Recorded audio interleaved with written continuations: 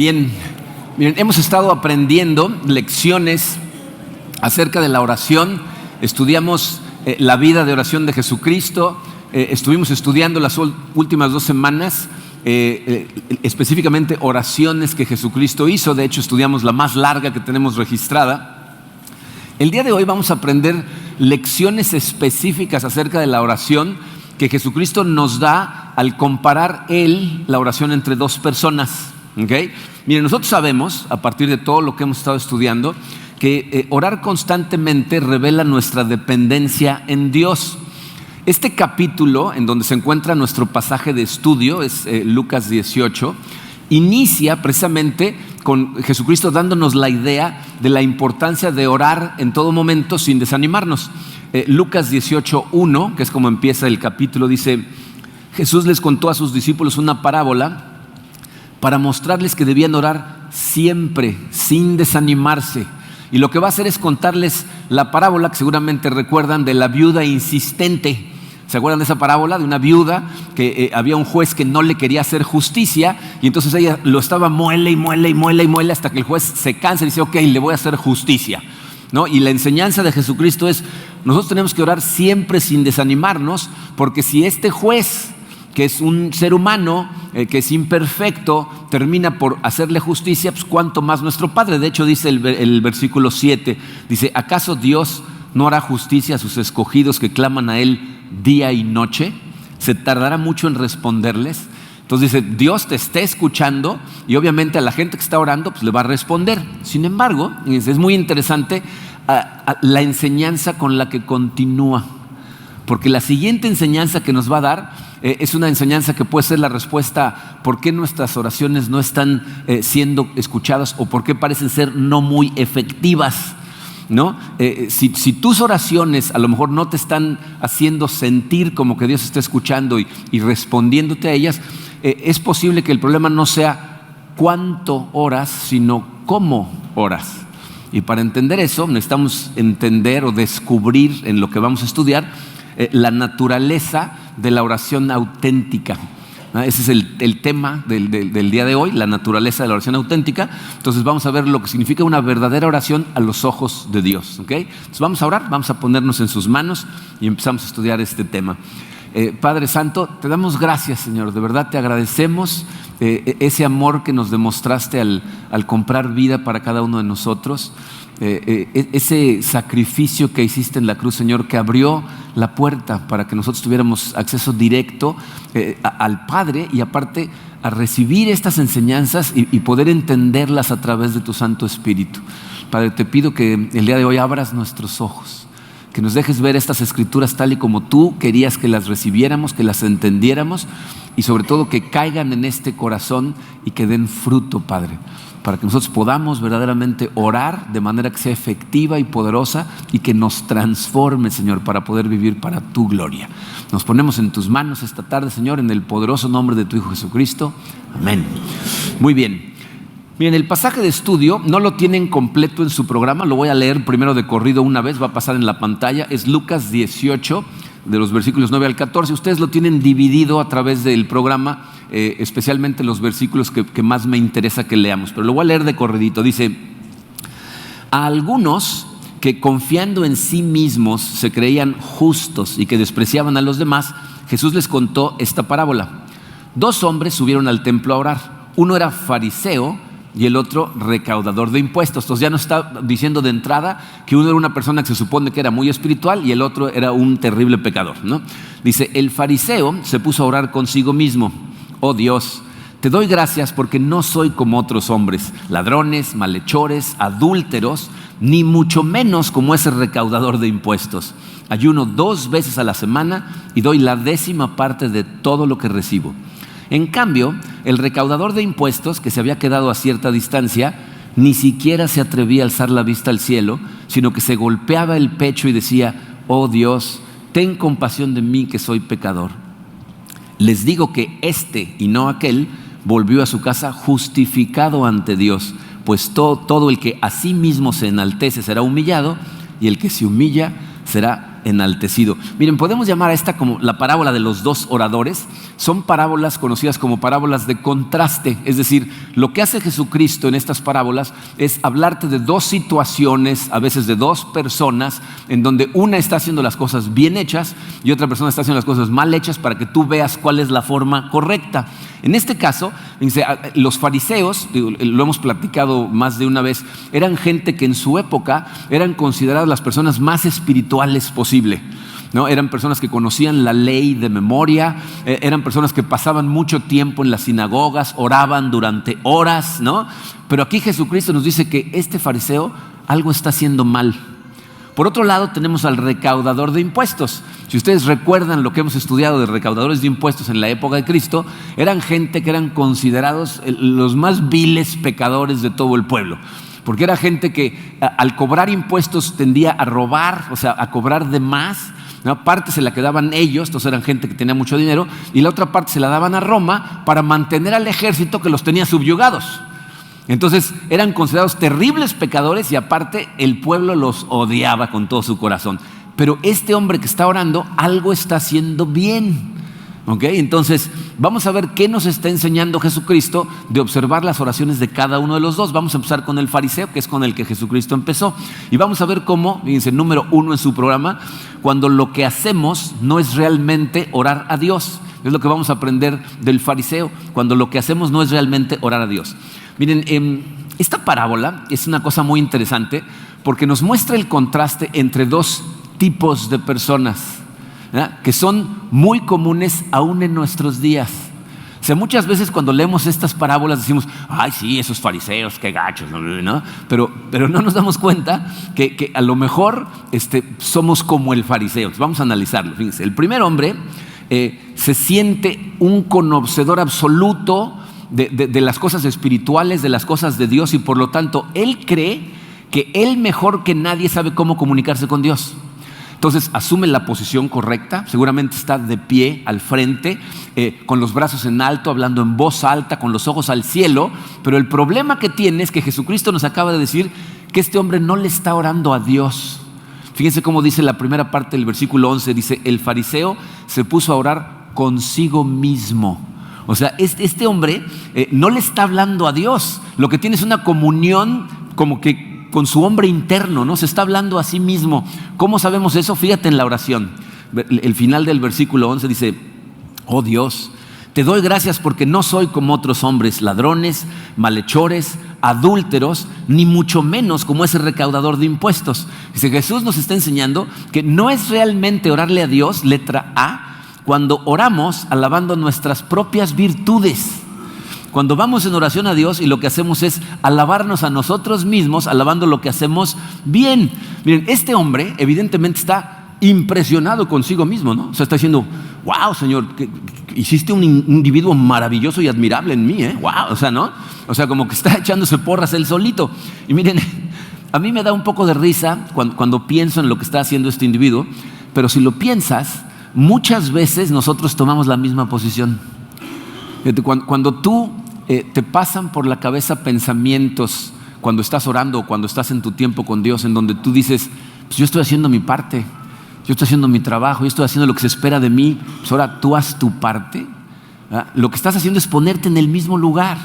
Y yo sé que lo más probable es que pienses, yo nunca voy a Dios alabando mis propias virtudes, pero piensa que la virtud que estás alabando puede que sea tu gran humildad.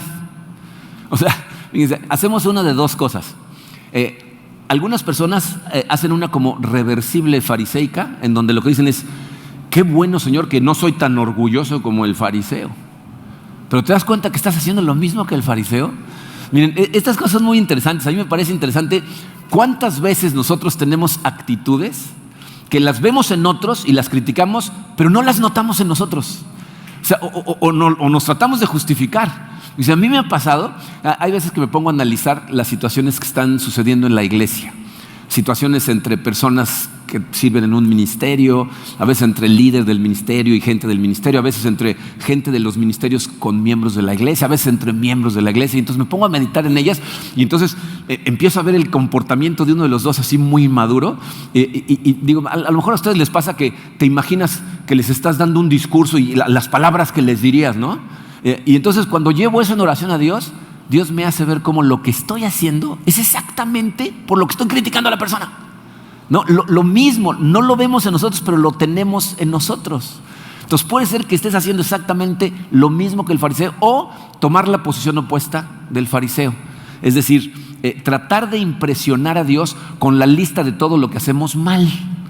¿No? Entonces te tiras al vicio, no, es que soy un pecador y he hecho esto y esto y esto y esto. Y entonces te sientes bien, que dices, mira qué honesto soy. Mira, Señor, qué bueno que ya me di cuenta de estas cosas, ¿no? Y miren, les voy a decir cuál es la verdad. La realidad de todo esto es que no tenemos virtudes por nosotros mismos. O sea, todas las cosas buenas que hay en ti son por obra de Dios. Tu capacidad de hacer cualquier cosa bien viene de Dios.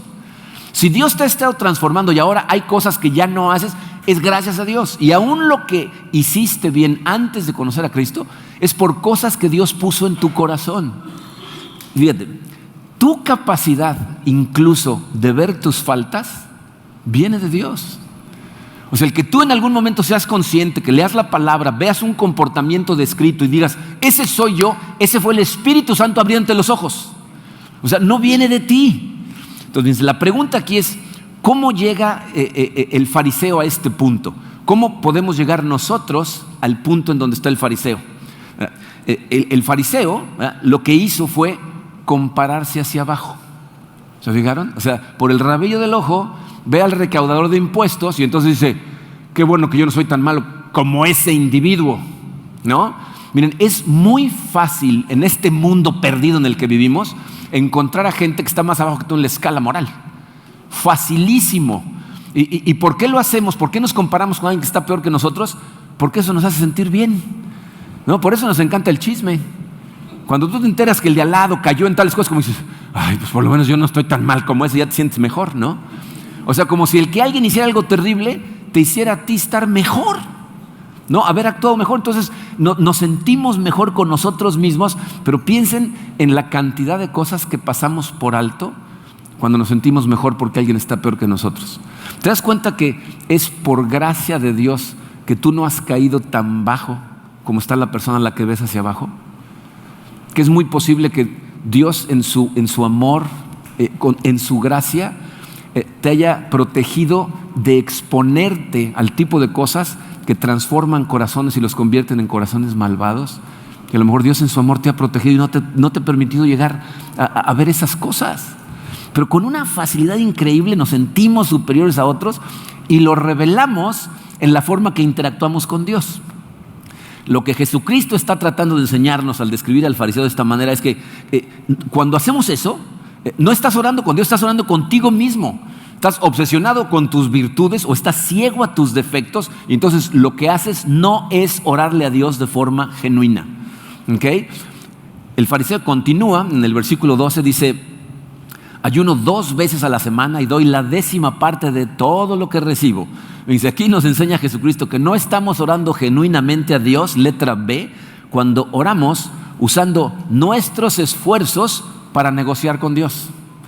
O sea, cuando tú de cualquier forma utilizas algo que tú has hecho para negociar con Dios, ya no le estás orando genuinamente a Dios. Miren, aquí el fariseo, para que vean de forma clara lo que está haciendo, le está diciendo a Dios, yo hago más de lo que la ley exige.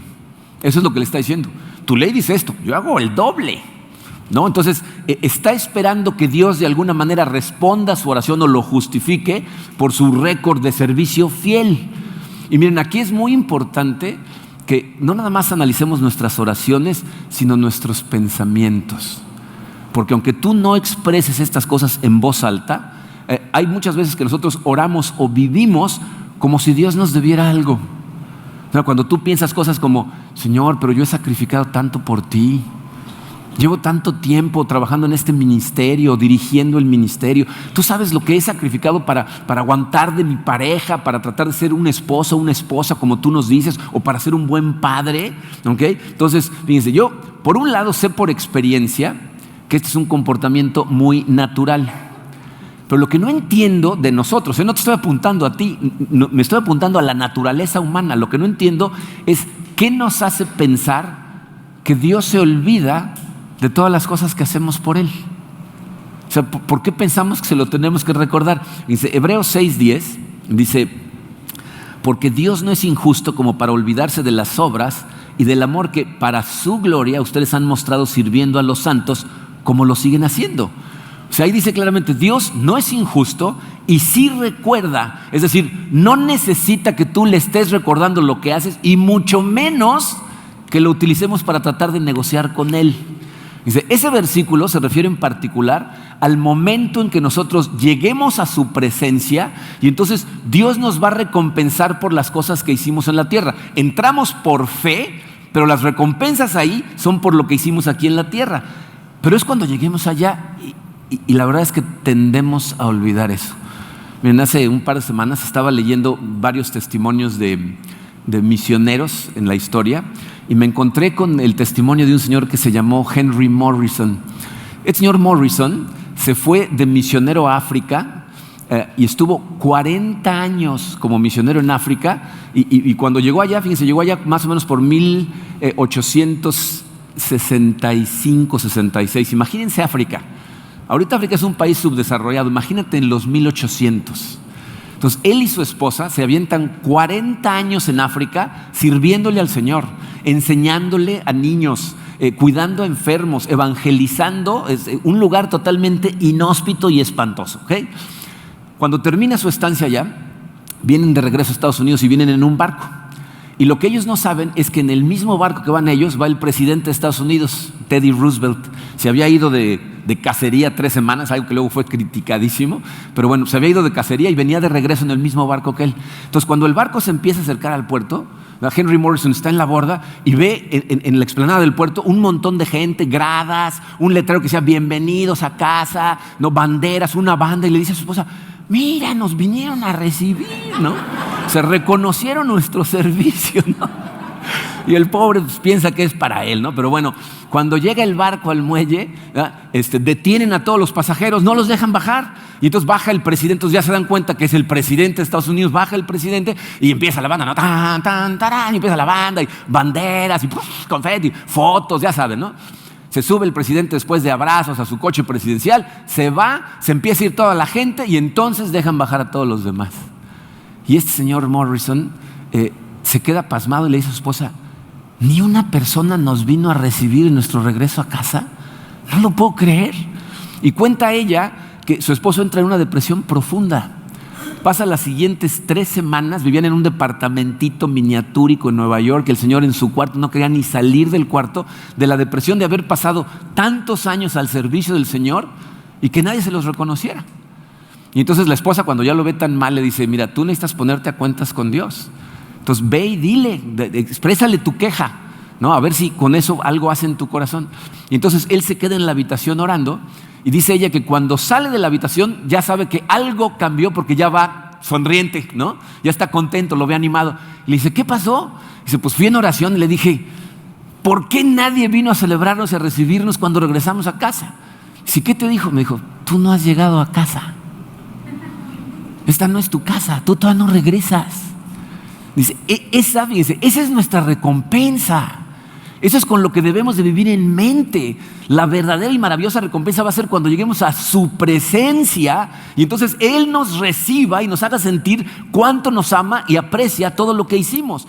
Pero saber esas cosas mientras estamos aquí en la tierra es lo que nos da la fortaleza para vivir totalmente para Él. El problema, creo yo, fíjense, es que muchos de nosotros no entendemos lo que verdaderamente significa rendirnos a Dios, entregarnos a Dios. La Biblia trata de explicarnos de diferentes maneras en diferentes versículos. Cuando me puse a buscar versículos para explicar esto, miren, encontré como 15. Dije, bueno, les voy a llevar uno, ¿no? Porque si no, va a estar muy largo el mensaje, ¿no? Entonces traje un versículo que es uno de los más conocidos y en donde de forma más clara nos lo dice, entregarnos a Dios. Pablo en Romanos 12:1 dice, por lo tanto, hermanos, tomando en cuenta la misericordia de Dios, les ruego que cada uno de ustedes en adoración espiritual ofrezca su cuerpo como sacrificio vivo, santo y agradable a Dios. ¿Qué está diciendo Pablo? Está diciendo, si tú tomas en cuenta el amor que Jesucristo mostró por ti muriendo en la cruz, la misericordia que tiene al perdonar absolutamente todos tus pecados, entonces, como forma de adoración, es decir, en respuesta a ese sacrificio de amor, tú deberías de ofrecer tu vida, tu cuerpo, cada miembro de tu cuerpo, todo lo que haces cada minuto del día como un sacrificio vivo para Dios. El problema, como les decía hace un rato, es que no entendemos lo que a ciencia cierta significa eso de entregarnos totalmente a Dios de esa manera. La mayoría de nosotros pensamos que entregarnos a Dios es una especie como de contrato, en donde tomamos una hoja en blanco y empezamos a ver, yo voy a hacer todo lo que tú me digas, yo voy a hacer esto, me voy a portar de esta manera, voy a hacer este servicio, voy a dirigir este ministerio, voy a dedicar todo esto. Y tú a cambio, y empezamos a poner la lista de lo que Él va a hacer por nosotros. Tú cuidas a mis hijos, nos das salud, haces que prospere esto, ¿no? Y luego firmamos esa hoja y se la queremos dar a Dios. Eso no es entregarte a Dios. ¿Sabes cómo es entregarte a Dios? Tomar esa hoja en blanco, firmarla y decirle, llénala. Dime qué quieres que haga. Llena mi parte y yo voy a confiar en que lo que hagas es lo mejor para mí. Aquí está mi hoja. Si lo que tú haces, sin darte cuenta en tus pensamientos o en tus oraciones, es llegar a Dios con la hoja llena, con lo que ya esperas de Él, con lo que tú estás haciendo por Él, Jesucristo nos está diciendo, eso no es entregarte a Dios y tu oración no es auténtica. ¿Ok? Entonces, vamos a ver ahora qué nos enseña acerca de la oración auténtica, ¿no? Del recolector de impuestos, dice el número 2, vamos a aprender lo que realmente significa orar a Dios. El versículo 13, la primera parte del versículo 13 dice, en cambio, el recaudador de impuestos que se había quedado a cierta distancia, ni siquiera se atrevía a alzar la vista al cielo. Fíjense, este señor actuó de una manera totalmente diferente al fariseo. O sea, se queda en la parte de hasta atrás de la sinagoga, no se siente digno de acercarse al frente de la sinagoga. Dice que ni siquiera levanta los ojos, o sea, él está con los ojos viendo hacia el piso, ¿verdad? Evidentemente lo que está haciendo él no es para que lo vea nadie más. O sea, las apariencias de cómo se ve lo que está haciendo son irrelevantes para él. Y no está siguiendo en lo más mínimo el típico protocolo de oración que seguían siempre los fariseos, pero que Jesucristo siempre reprobaba y criticaba. Fíjense, en Mateo 6:5, Jesucristo específicamente enseñando acerca de la oración, dice estas palabras: cuando oren, no sean como los hipócritas, porque a ellos les encanta orar de pie en las sinagogas y en las esquinas de las plazas para que la gente los vea. Les aseguro que ya han obtenido toda su recompensa.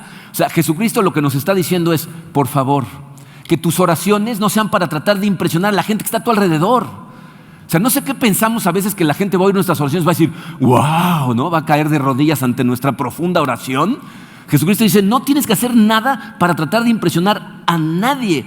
Y nos dice ahí claramente por qué esa oración no va a ser respondida. Dice, esas personas ya han obtenido toda su recompensa. O sea, la única recompensa que vas a obtener cuando estás tratando de impresionar a los demás es el posible aplauso de alguien que te diga, ¡oye, qué padre oración! Mucha felicidad. Tan, se acabó la recompensa. ¿Ok?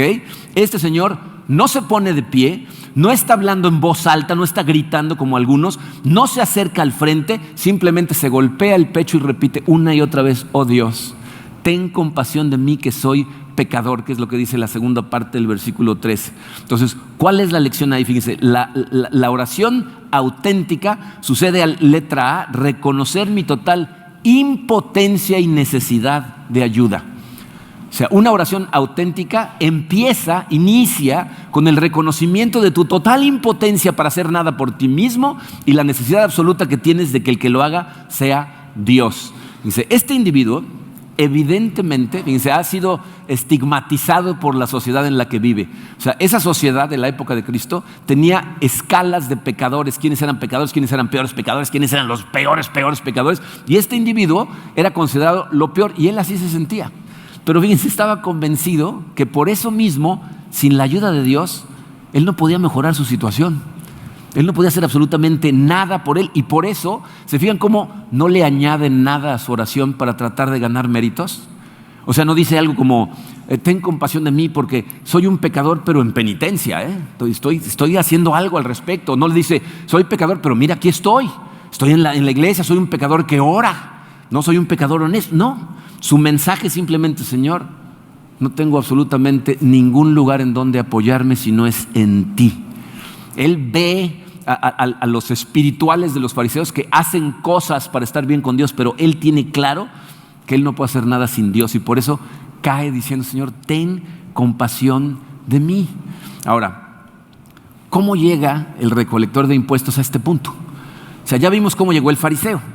El fariseo voltea hacia abajo, se compara con alguien hacia abajo y entonces se siente superior. ¿Cómo llega este hombre a sentirse con la total impotencia? Pues hace lo contrario que el fariseo. Él no se compara hacia abajo. O sea, no busca quién está peor que él. Lo que hace es voltear hacia arriba. Voltea a ver nada más a Dios. Cuando tu estándar de comparación es Dios, o sea, cuando dices, pues, Dios es perfección y Él es lo único que hay que me puede ayudar, entonces no tienes más remedio que reconocer que eres un pecador y que no vas a ser nunca nada más que un pecador. O sea, eso es lo que vamos a hacer. Y por reconocer eso, Dios le ofrece justificación. Miren, esas son las cosas maravillosas que suceden cuando escuchamos testimonios de la gente. Si tú platicas o escuchas de una persona que realmente llevaba una vida totalmente alejada de Dios, que estaban en lugares muy oscuros, viviendo una vida totalmente disfuncional, y Dios los encuentra en el camino, los jala hacia ellos, esas personas le abren su corazón a Dios, permiten que el Espíritu Santo trabaje en ellos y de pronto se ven con su vida transformada. Si escuchas a esa gente hablar, invariablemente van a decir cosas como, el Señor me rescató, Él es el que me sostiene, ¿verdad? Y gracias a que estoy de la mano de Él, Él ha hecho que pueda yo lograr cosas que las intenté 1000 veces y por muchos años yo solo y nunca funcionaron. O sea, son conscientes de que son impotentes para hacerlo ellos solos. Entonces, la auténtica oración inicia con el reconocimiento de tu impotencia acerca de hacer algo por ti mismo. Y termina, dice la letra B, al reconocer la suficiencia divina. Cuando tú reconoces que todo lo que necesitas es de Dios, ¿no? Este Señor, al repetir una y otra vez lo que está diciendo, ten compasión de mí que soy pecador, nos muestra que es evidente que Él no está buscando ayuda en ningún otro lado.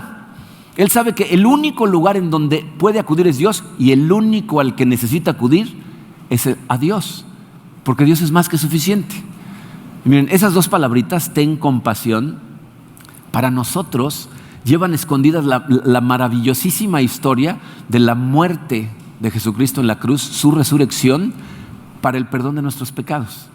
O sea, el mensaje para nosotros, ten compasión de mí, significa que ya que Jesús, ¿verdad?, pagó por absolutamente todas las cosas y por lo tanto su justicia está satisfecha, ahora le estamos pidiendo, Señor, muéstrame tu amor. Ya tu justicia está completa, entonces ahora muéstrame tu amor. Nos está mandando el mensaje, la compasión de Dios está disponible para nosotros a través de Jesucristo. Y lo confirma cuando dice estas palabras en el versículo 14. Les digo que este y no aquel volvió a su casa justificado ante Dios. O sea, este hombre ahora Dios lo ve con la justicia con la que ve a su Hijo Jesucristo. Ahora, bien, necesitamos platicar un poquito al respecto de todo esto que acabamos de aprender, porque el riesgo con este tipo de mensajes, como nos pasa generalmente con casi todas las cosas que vemos en la Biblia, es que tú escuches esto que acabo de decir y pienses, ok, entonces lo que tengo que hacer es regresar a mi casa y hoy en la noche orar y decir esas palabras, Señor, ten compasión de mí porque soy un pecador, y no añadirle nada más, y entonces ya estoy del otro lado, ¿no? Fíjate, necesitas entender, Jesús no está condenando las palabras que usó el fariseo y recompensando las que usó el recolector de impuestos. ¿Okay? Eso sería ver las cosas a un nivel totalmente superficial. Si tú analizas todas las enseñanzas de Jesús en los evangelios, te vas a dar cuenta que lo que Él siempre trata de hacer en todo lo que hace es ir a un nivel bastante más profundo que las cosas superficiales como tus acciones o tus palabras. Eso es superficial. Lo que la gente ve es superficial. Él se va a un nivel bastante más profundo, que es tu corazón. Y en ese nivel, el único que realmente lo puede ver transparentemente claro es Dios. Porque lo que hay en tu corazón hay veces que ni tú mismo lo ves como es. Nos engañamos a nosotros mismos y no lo vemos. Pero Dios ve tu corazón, y Jesucristo todo el tiempo está tratando de ir a tu corazón, a un nivel más profundo. Por eso nos enseña cosas como: no es suficiente nada más que no mates con las manos. No mates a alguien en tu corazón. No es suficiente nada más que no cometas adulterio físicamente. O sea, no te lo imagines. Porque si te lo estás imaginando, ya lo cometiste, nos decía Jesucristo. No, nos decía, no es suficiente que ames a tus amigos. Eso lo haces sin pensar. O sea, no te toma ningún esfuerzo amar a la gente que te ama. Dice, lo que tienes que aprender es amar, punto. Al que sea, amigo, enemigo, conocido, desconocido, igual a mí, diferentísimo a mí. Eso es lo que tenemos que hacer. Y con respecto a lo que estamos viendo aquí, lo que está diciéndonos es, no es nada más suficiente con que vayas y ores y digas las palabras correctas. Quiero saber por qué estás orando. ¿Cuál es la verdadera motivación en tu corazón para venir y ponerte en mis manos? ¿Cuál es tu motivación? No, ¿qué hay en tu corazón cuando estás orando? Piensen en quién es nuestro ejemplo, Jesucristo. ¿Qué hay en el corazón de Jesucristo cuando va a orarle a Dios? Fíjense, Jesucristo, para empezar, está convencido de que Dios lo ama con un amor perfecto, como un padre amoroso que tiene un amor que está preocupado siempre por él. En segunda, tiene la confianza absoluta de que Dios va a escuchar sus oraciones y las va a responder. ¿Por qué?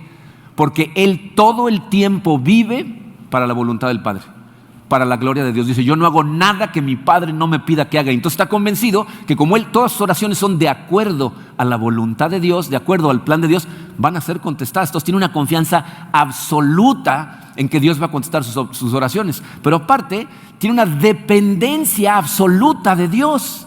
Todo el tiempo nos sorprende cuando leemos en la Biblia que Él dice, yo no estoy haciendo nada. Yo no puedo hacer nada por mí mismo. Es el Padre en el cielo que responde a mis oraciones. Entonces Él sabe que tiene que depender de Él. Entonces la pregunta es, ¿cómo vamos nosotros en oración a Dios? ¿Cuál es nuestra motivación? O sea, ¿vas a Él sabiendo que te ama, como la Biblia nos dice que nos ama, y sabes que lo necesitas, que nada más de Él puedes depender? Fíjate, ¿por qué una persona puede llegar a tener ese conocimiento? ¿Cómo puedes saber que realmente lo necesitas?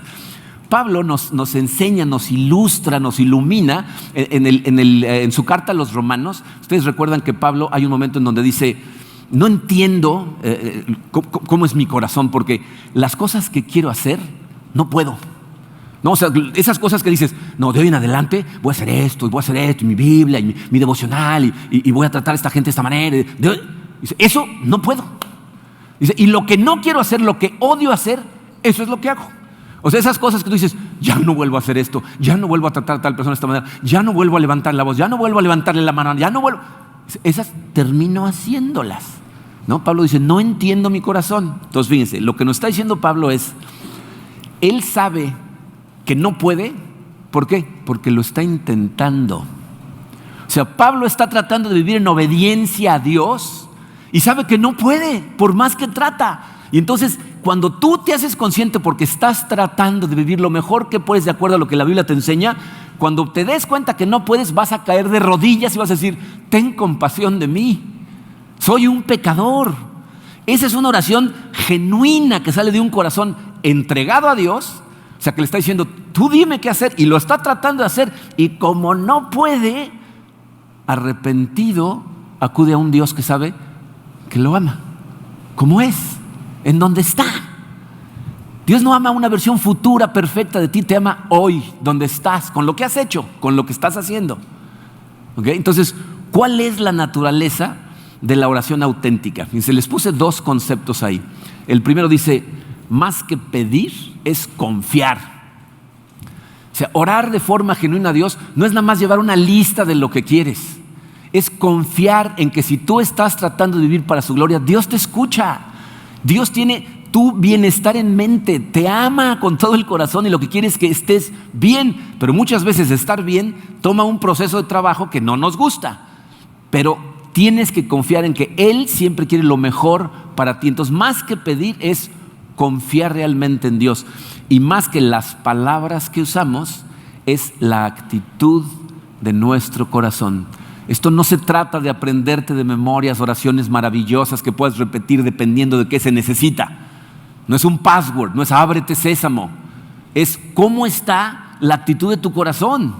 O sea, si tú reconoces que sin Dios no puedes hacer nada, porque has estado tratando de vivir la vida como Él te dice, y eres consciente de que Él es la única fuente de que tú hagas cosas buenas, de que hay algo bueno en ti, Él es el único, entonces, ¿sabes cómo va a ser tu actitud? De increíble humildad ante el Dios del universo. Tú mismo vas a decir, yo no puedo, Señor. Soy un pecador y no puedo cambiarlo, necesito de ti. Y entonces tú te acercas a Él humildemente a pedirle que Él haga las cosas. Y por eso termina con estas palabras la parábola. Dice, pues todo el que a sí mismo se enaltece será humillado, y el que se humilla será enaltecido. Entonces, cuando nosotros llegamos a la conclusión, porque tratamos de vivir como Jesucristo vivió y nos damos cuenta que no podemos, entonces vas a caer de rodillas y te vas a entregar a Él. Vas a decir, Señor, quiero vivir para tu gloria, quiero hacer lo que tú me pides que haga, pero no puedo. Ayúdame, te necesito. Soy un pecador. Reconozco que lo soy, pero quiero darte gloria con mi vida. Y cuando empieces a orar de esa manera, tus oraciones van a ser genuinas, van a ser escuchadas, y lo que vas a sentir en tu corazón es la justificación de Dios. O sea, vas a saber que estás bien gracias a Él, para gloria de Cristo, para gloria de Dios, y eso te va a dar la fortaleza y la seguridad de salir a decirle a otras personas en dónde encontrar lo mismo. Cuando tú piensas que tú puedes y aunque no puedas, te estás engañando a ti mismo, hasta te da vergüenza salir a decirle a la gente porque piensas que tú eres el estándar. Entonces tienes que demostrarles lo bueno que eres. Pero cuando entiendes de que no somos nada, estamos en el piso, no nos podemos levantar a menos que Dios nos levante, entonces vas a querer con nosotros y decirles, yo sé quién te puede levantar, yo sé quién te puede dar fortaleza, yo sé quién te puede dar la vida bien vivida. Y entonces vamos a empezar a impactar al mundo a nuestro alrededor cuando tengamos esa justificación, sabiendo que el que la hizo es Él, que el poder es de Él y la gloria es para Él. Y entonces nuestras oraciones van a ser poderosamente contestadas. Vamos a orar. Padre santo, Padre hermoso, te damos tantas gracias, Señor, por abrirnos los ojos a todas estas cosas, Padre. Es en verdad una situación tan terrible la que vivimos en este mundo, en donde tantas cosas nos distraen y nos hacen sentir que estas cosas las tenemos que hacer nosotros y lograr nosotros. Gracias, Padre, por tu palabra. Gracias por abrirnos los ojos. Gracias por salvarnos. Te pido, Señor, que elimines de nuestro corazón cualquier idea que nos diga de alguna manera que nosotros tenemos que hacer cosas, que nosotros podemos, que esto es acerca de nosotros. Ayúdanos, Señor, a saber en todo momento que no podemos hacer absolutamente nada sin ti, que te necesitamos. Y danos esa seguridad, Señor, de que tú eres todo lo que necesitamos, que cuando acudimos a ti estamos acudiendo a la fuente más poderosa del universo, y que aunque las circunstancias que enfrentemos sean difíciles y dolorosas, tú nos tomas de la mano y nos das la fortaleza para atravesarlas. Sabemos, Señor, que no significa que van a desaparecer toda la adversidad a nuestro alrededor, sino que tu fortaleza nos va a ayudar a atravesar cualquier adversidad y nos va a ayudar a que dé fruto nuestro corazón en cuanto a crecimiento espiritual y fruto nuestro trabajo para ti, Señor, trayendo cada vez más gente a los pies de tu cruz. Bendice a esta tu iglesia, Señor. Te pido por cada uno de nuestros corazones para que seamos humildes ante ti, reconociendo cuál es nuestra posición ante ti, Señor. Y entonces podamos ir con oraciones genuinas, entregándonos totalmente a ti, Señor, dándote nuestra hoja en blanco y pidiéndote, llénala, Padre, con lo que tú quieras. Danos la fortaleza, Señor, para caminar de esa manera siempre. Te lo pedimos, Señor, en el poderoso nombre de tu Hijo Jesucristo. Amén.